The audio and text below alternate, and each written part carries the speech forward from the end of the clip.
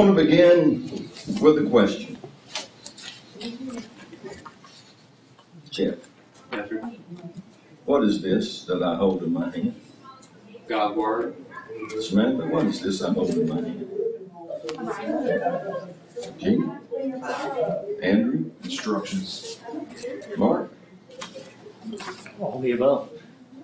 All of the above. Everything that they said. Patrick? The roadmap.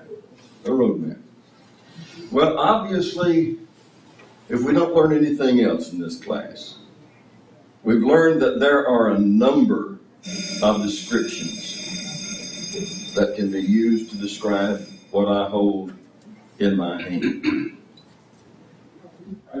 But I suggest that we really don't understand it or believe it until we reach the point that we understand that this is the plenarily inspired, majestic Word of the living God. I say that to emphasize the fact that, in my opinion, and I think I can support it,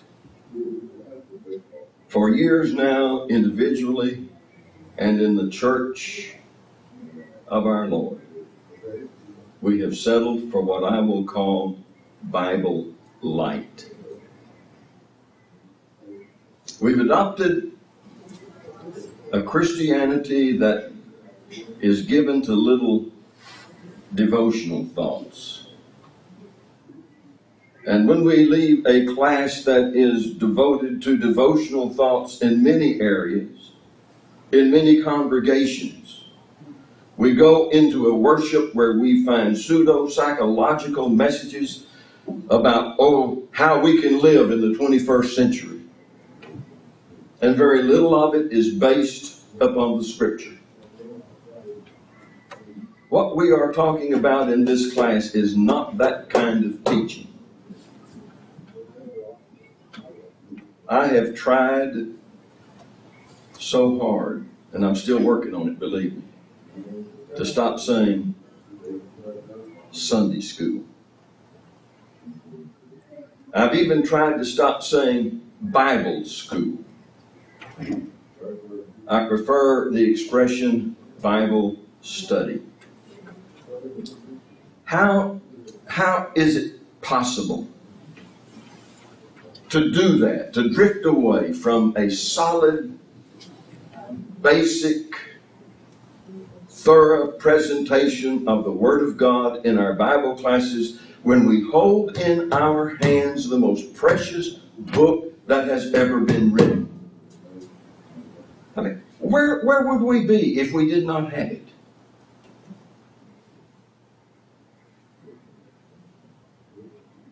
I'm not sure where we'd be, but I know where we would be destined.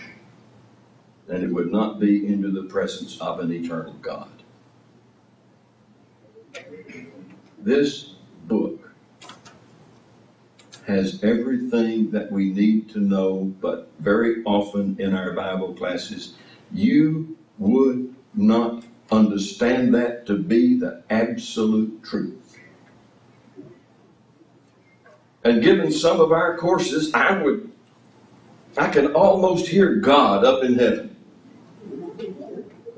saying, man, I wish I had known that when I wrote the Bible. I wish I had understood that when I wrote the Bible. And I'm so thankful to today's leaders and teachers who are filling in the gaps that I left in my book. Because that's just about where we are in much.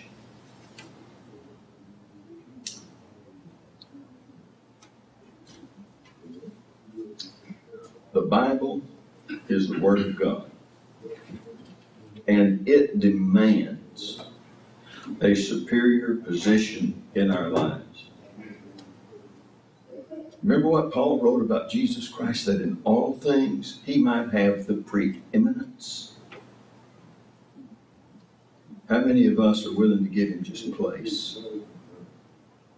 And when we recognize that may fall short, we say, well, No, we'll give them a little prominence. But there's a big difference between giving place and preeminence, place and a little prominence, and giving it preeminence. And we must give Jesus and the Word that tells us about Jesus preeminence. After all, it is God's message, and it tells of His love, it tells of His mercy, it tells of His grace, and with all of that, it tells of the salvation of mankind. In the absence of a deep reverence for the Word of God, and giving that Word preeminence in our Bible classes, I say in the absence of those things, our Bible study probably ought to be called a Sunday school, because it's a school in which everybody gets an A without ever cracking a book and never doing any homework. And under those conditions, I suggest that calling it Bible study is at best a farce.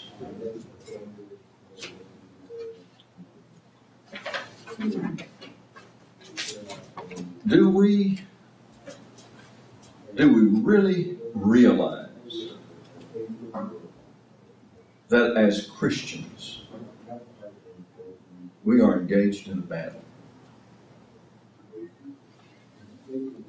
There is a true and a living God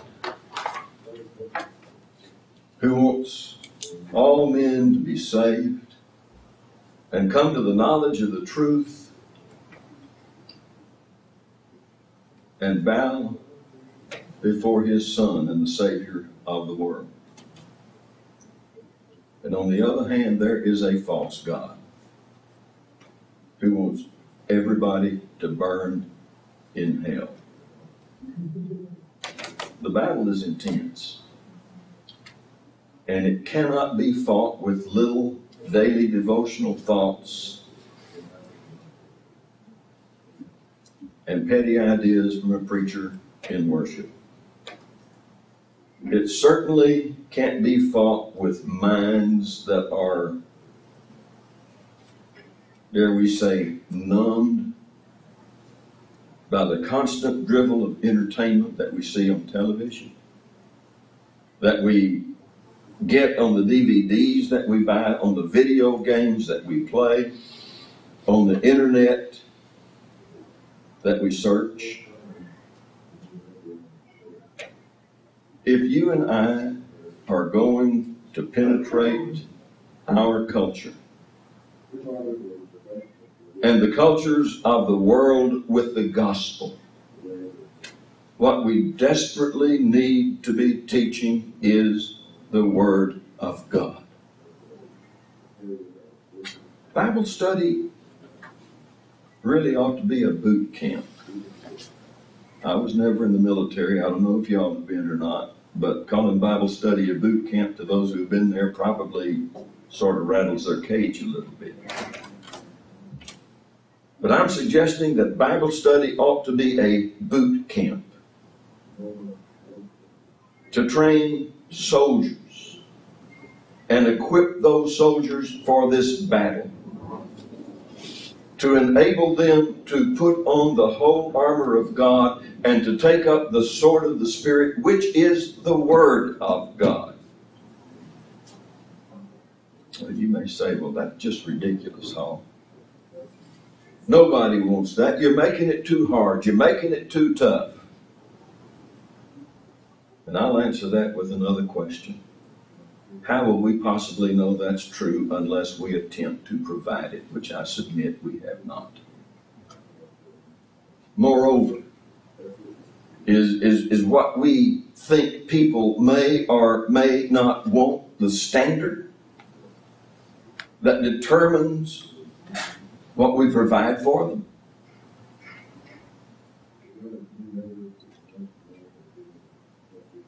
on my good days when my medicine's working and the blood gets to my head. I can remember when my children were small. Y'all are much closer to it than I.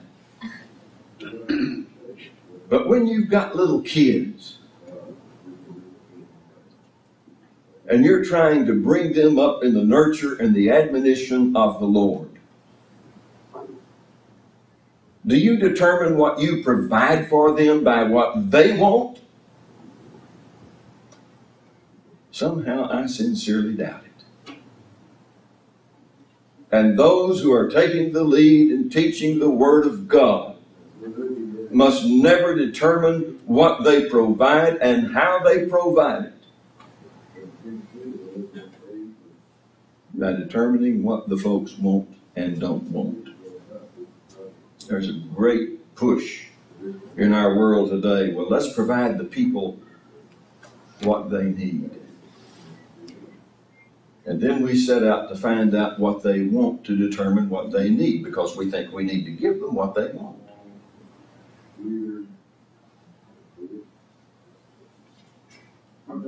The only thing that gets sacrificed in that procedure is the truth. Doesn't the Scripture itself tell us what we need and what they need? You remember Hebrews chapter 5, 12 to 14?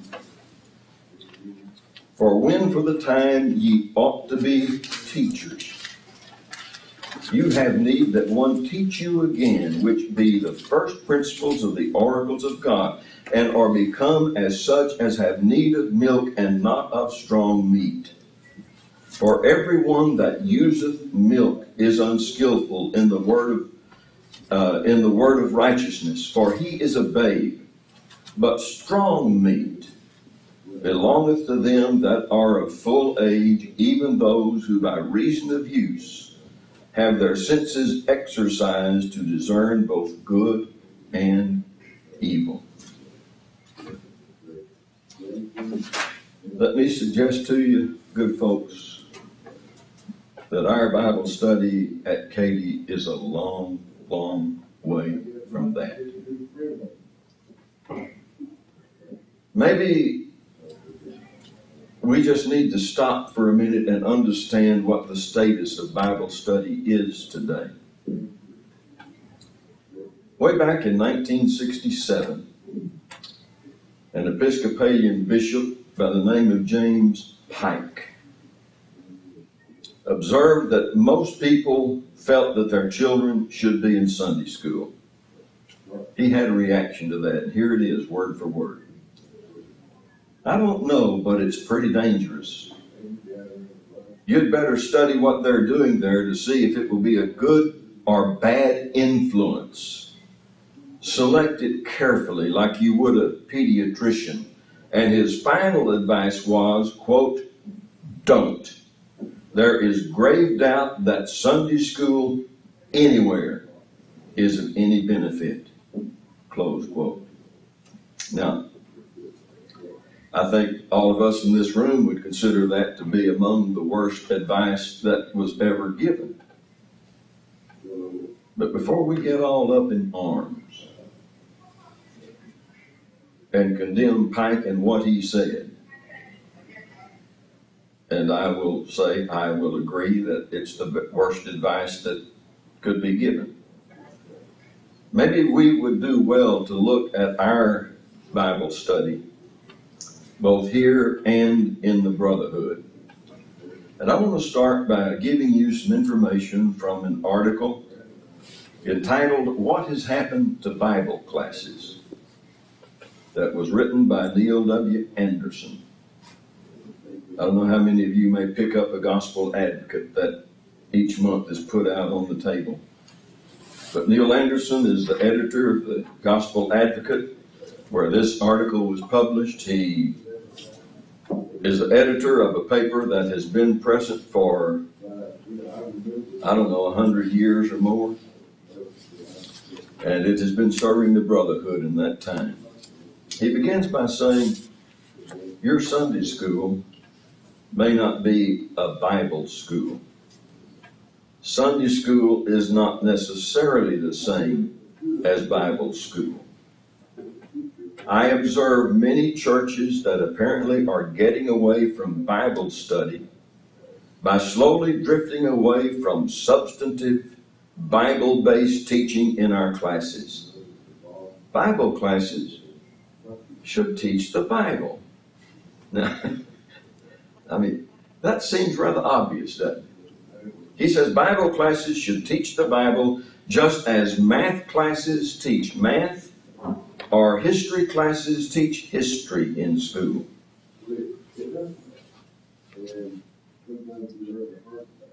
He then makes a comment on the fact, I know that parents are to raise their children, but he says they have not trained their children in the way of the Lord because they cannot teach what they do not know.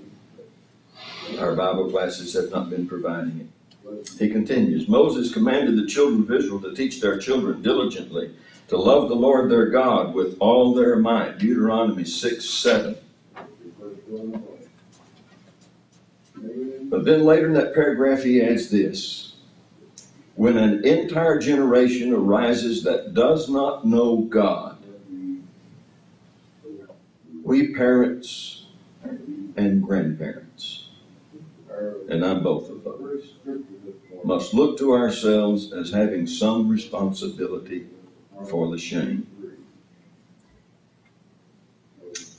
Most of us, he says, depend solely on our Sunday schools for our religious teaching. We use a model he points out that was started by a man named Robert Raikes over 200 years ago, over in London, when the kids worked, and they would work 6 days a week and never get any attention as far as the Bible was concerned. And so he thought, I will start a Sunday school. That's where the name came from. And I will teach them what they need to know, not just Bible. But he used the Bible as a text to teach children and to give them an education. And Sunday school eventually sort of went away when child labor laws and other things came to in effect, and we got public education and so forth, and we now know where that is for most of us. And yet the churches kept the Sunday schools and began to use it as a source of teaching the Bible or of religious education. And then he reaches this paragraph. Today, in many Sunday schools, the pendulum has swung from an emphasis on textual Bible to studies on, does this sound familiar? Look at our list of classes for this month, this quarter, and some past quarters. Studies on lifestyle, social, and humanitarian needs, with just enough Bible verses or Bible stories thrown in to make the subject acceptable. Generic materials used in such classes are teachable anywhere, but they lack the biblical distinctiveness such as God's plan of salvation, leadership, and worship. Often, and we've done that here, often reliable materials written by brethren are ignored in favor of popular materials written by people we would not allow to teach or preach in our churches. In many cases, such materials overtly teach biblical error. And I've sat in classes here and heard it done. Unless it's blatant, I just sit quietly. Because I figure the teacher doesn't understand it. Probably the pupils don't understand it. So I'll not raise a problem. But I've heard premillennialism taught in our Bible classes, among other things. Here's his conclusion. Brethren, let's seek the kingdom of God and his righteousness. Matthew 6:33. Let's turn our Sunday schools into Bible schools and study the inspired Word of God to show ourselves approved unto him, 2 Timothy chapter 2 and verse 15. Knowing the Bible, his last sentence. Knowing the Bible and knowing about the Bible are two different things. Now this language is not true of our classes up to at least probably, I'll say, the 6th grade. We have some ladies in those classes who prepare their own materials and teach the children there and teach them well. But what about our junior high classes? What about our high school classes? Do we seek the best teachers to put in those classes? If ever there was a class that needed people who know the Bible and teach it well, and who can answer questions based upon the Bible, it is in those classes.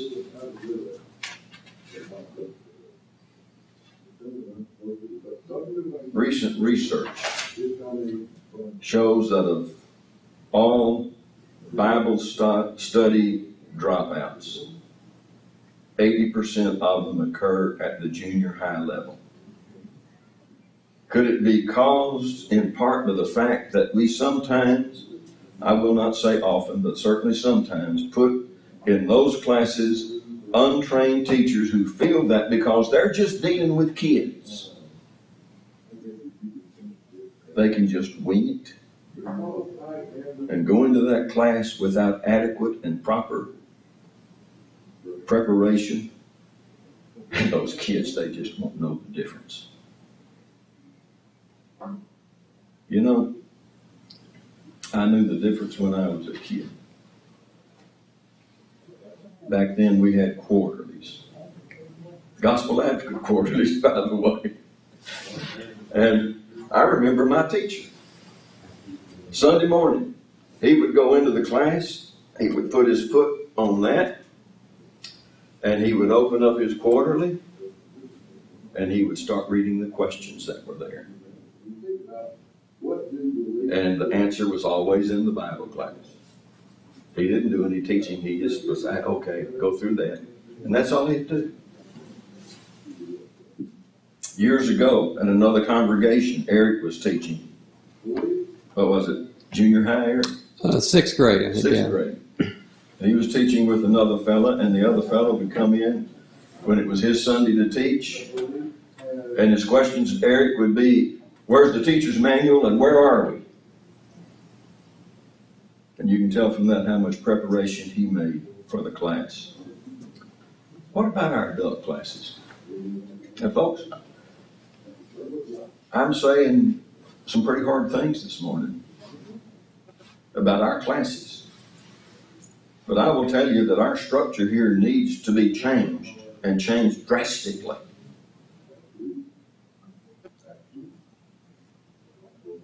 And in keeping with the principle that I, as a messenger of God, I believe, need to tell people what they need to hear and not what they want to hear. A lot of people don't appreciate that. And I can understand that. But I will repeat what I said publicly in the class on Isaiah, because it was an appropriate application of Isaiah where I was teaching, and that is that very often at this congregation, we spend so much time patting ourselves on the back and telling us how great we are that we never give any attention to improving anything. And I think it's time that that ended. But what about our adult classes? What we seem to believe is that anybody can teach if they only get a little book on the subject assigned. I'll not forget the first time that I was asked to teach here. The elder gave me a little book and said, here is material. I said, I don't need it, I don't want it. We seem to think that if we just give them a little book, and if they read the little book, they'll have more knowledge on the subject than most people in the class. And that's probably true. And it's certainly not likely that any members in our class are going to be doing any preparation for the class. I mean, why should we?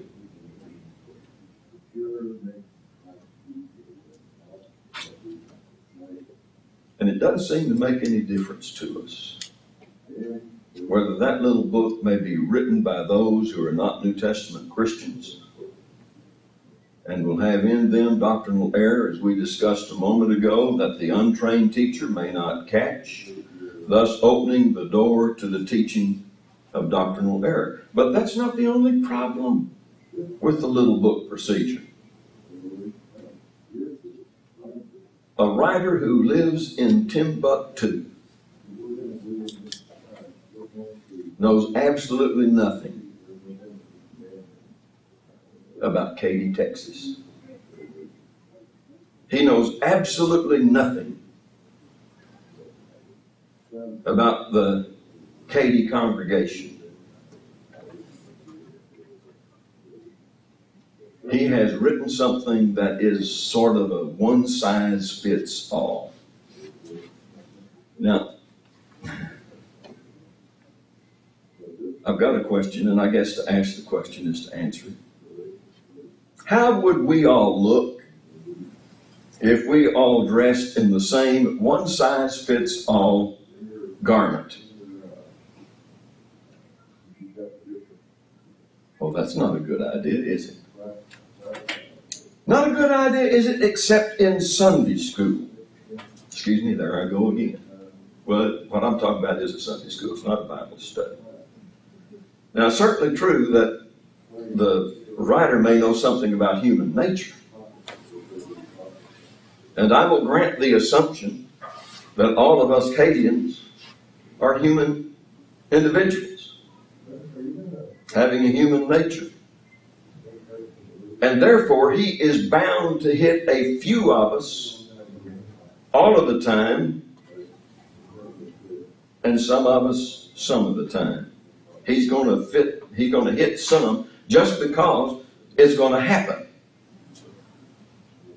But it's like the one-size-fits-all garment. There may be one or two people in the congregation that it fits, but the rest of us are going to look pretty stupid. Well, does this say that we need then to be concerned about our number of teachers and our number of classes? Maybe to answer that question, we need to know why we are where we are. Years ago, after we came here, we've been here, 10 or 11 years? I asked one of the elders, who shall remain nameless, how did we come to set up our Bible study the way it's set up? And this elder mentioned another elder, who shall remain nameless, and said, well, one day, he just said we need to have 8 classes, 8 adult classes. And we need to have 2 teachers in each of those classes. And each of those teachers needs to teach every other week so that one doesn't have to do all the work.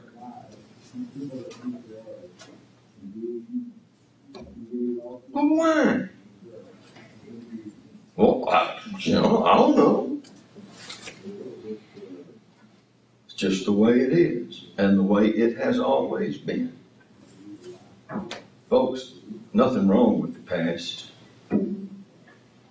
but it becomes an anchor if we lean on it completely and are not open to looking to make a better future. Many who go into those classes have no teaching experience at all,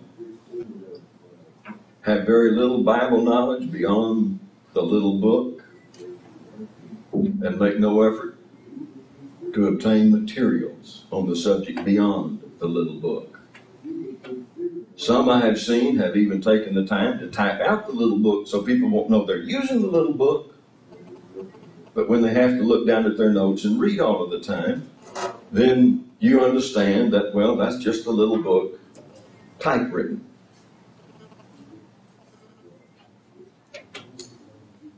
They have no communication, contact with the class, because they rarely look up to see their class. And when they do look up, they observe that the class is not looking at them. Well, why? Because he's not looking at them. That's a part of teaching. Preaching, whatever you do, looking at the people is important. Well, should they expect anything more? I think not. I'll ask you another question.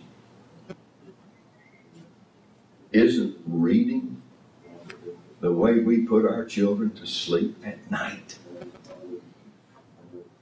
But what's going to happen if we get up and start reading in Bible study?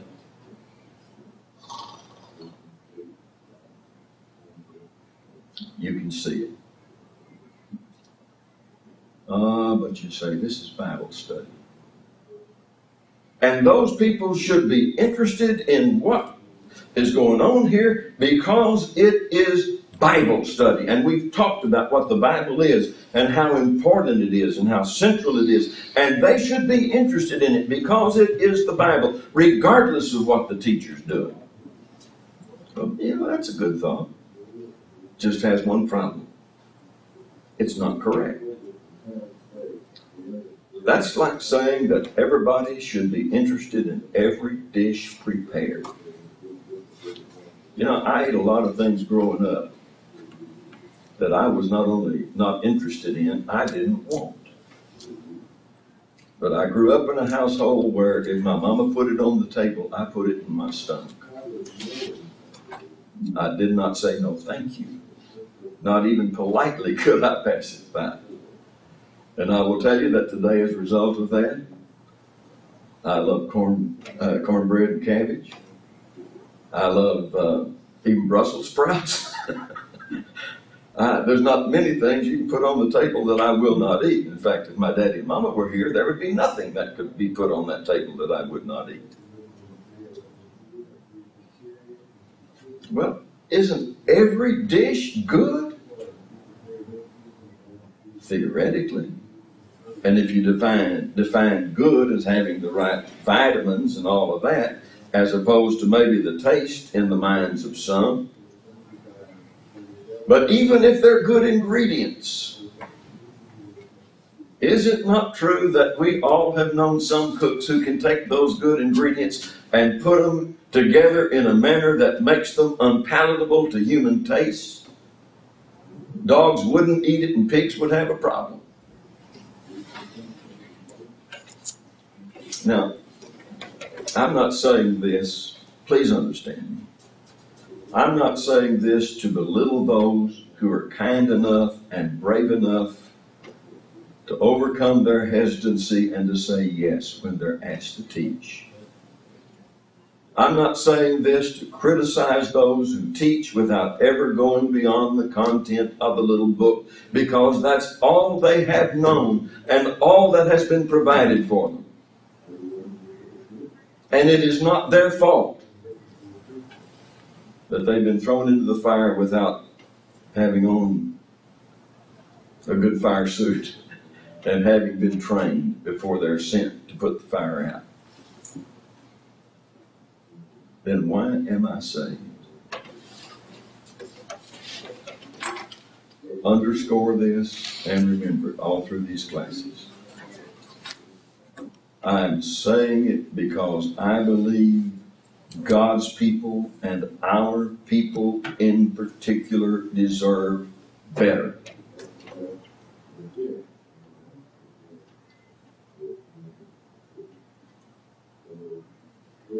Our people don't deserve the little book approach. Most of these little books are so shallow that you can wade through them and not even get your feet wet. And a very important question in my mind is it right for us to insist, almost to the point of telling people that if they don't come to Bible school, they may not go to heaven? We don't say it that way, but we leave that impression. And we don't do everything that we can to make that Bible study the very best that it can possibly be. I call failing to do that a sin against the people. Well, that brings us to our study, preparing to teach. I guess the first question we need to answer is, does training help? First, let me suggest I have great doubt that one class like this every 10 years or 11 years is going to solve our problem. It is at best a baby step. But it is a step, and I'm grateful for the opportunity to participate in it. I asked the immediately prior class on our last Sunday, how long has it been since we've had a teachers' meeting at Katy? Nobody could remember. Obviously, I don't know, because I've just been here 10 or 11 years, and I know it was before that time, because I've never heard of a teachers' meeting. We had, as I recall, one, maybe two little weekend things where people would come in and speak, but not any real training and not any real attempt to reorganize our Bible study and make it what it ought to be. By its very nature, I think this really cannot be called a training program. As I said, it's a baby step, and if we stop with just this class, then it's going to be the only step. There will never be a second step. But having said that, let's ask and answer a question that, though similar in language, is as different from does training help as the East is from the West. And that question is, can training help if done correctly and consistently? And for that answer, I want to share some research with you. Let's begin by recognizing that from a distance, all Bible classes look alike. They happen on Sunday morning. They happen usually before the worship. Some congregations have it after the worship, because I think the theory is that if we have it after worship, all those who come to worship, and they will come to worship, will be ashamed to leave before Bible study. Doesn't work. All of the classes have a teacher. All of the classes hopefully have a class or some members in the class. All of them last for, say, 45 minutes. All of them claim to study the Bible. They're divided some way. Sometimes on age, sometimes by preference, sometimes by accident, which seems to have been our approach so far. Well, given that all Sunday schools and all Sunday school programs look so much alike, why is it that in some areas Bible study classes are growing and some in the same area are just sitting there where they've always been? Again, I sound familiar. We're about the same size now we were when I came here 10 or 11 years ago, and we live in the fastest growing area in this country. Sound familiar? A study was done of Sunday schools, and I'm using their language now, in the Georgia Baptist Convention to attempt to answer that question. Will training help if it's done consistently and correctly? It found some interesting results. The churches included in the study were in all regions of the state and represented all sizes of congregations. The congregations included in the study constituted 1.3% of the total Southern Baptist Church population in Georgia. Interestingly, at the time of the survey, this 1.3% of the Baptist churches accounted for 15% of statewide Baptist conversions. And listen to it, 42% of the total growth in Sunday school attendance in the state. Well, how could that be? The same survey found that these churches revealed 10 common practices or characteristics that are not necessarily common to every Sunday school. The fastest growing congregations had on an average implemented 9 of these 10 practices. A comparison study of a random group of other Southern Baptist churches in Georgia revealed that other growing Sunday schools practiced on average 8 of them. By contrast, those that were in decline or had plateaued practiced an average of fewer than 5 of the 10. The 10 common practices of the fastest growing Sunday schools were these. 98% of the churches with the fastest growing Sunday schools involved their Sunday school leaders. That included teachers, and it included other leaders in the class who had other duties. 98% of the fastest growing Sunday schools involved their Sunday school leaders in training. 96% viewed their preacher's support of the Sunday school as important to the health of the church. 96% were overcoming space limitations or were flexible about the use of space and schedules. 91% were assertive about expanding their enrollment. 85% provided personal evangelism training for their members. 83% were assertive in creating and launching new classes. 80% conducted organized weekly outreach. 78% developed and maintained prospect lists. 78% had high standards for leaders, either written commitments or signed covenants. 78% intentionally organized their classes with growth in mind, multiple leaders in classes, and strong emphasis on age affinities. How many of those you recognize from Katie? I think we're somewhere near 0. Why is it that some Sunday schools grow and others do?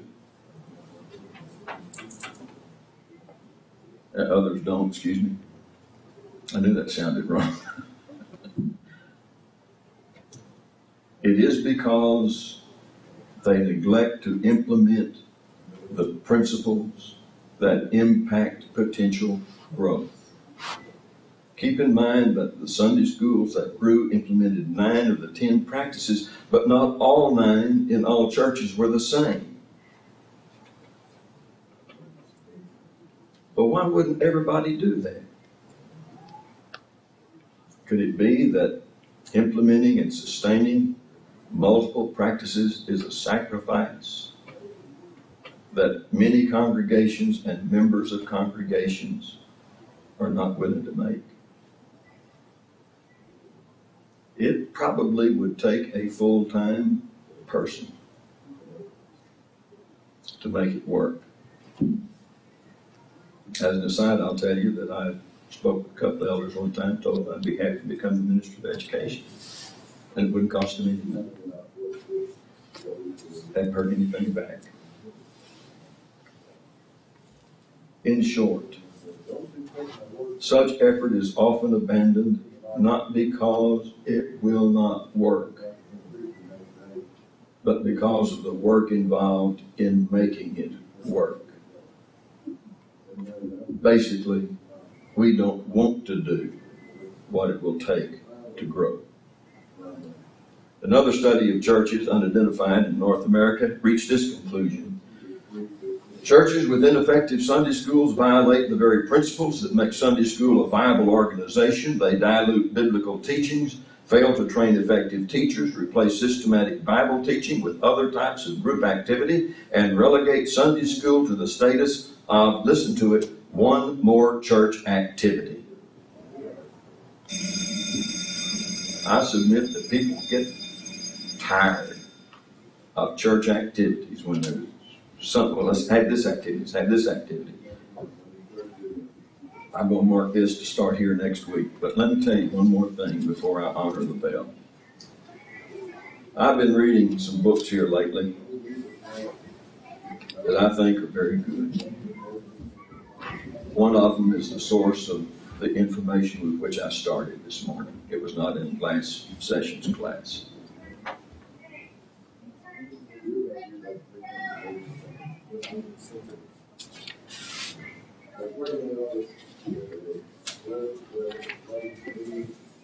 We have created a situation in the church of the Lord where we are so busy with church activities that we have forgotten what the church really is all about.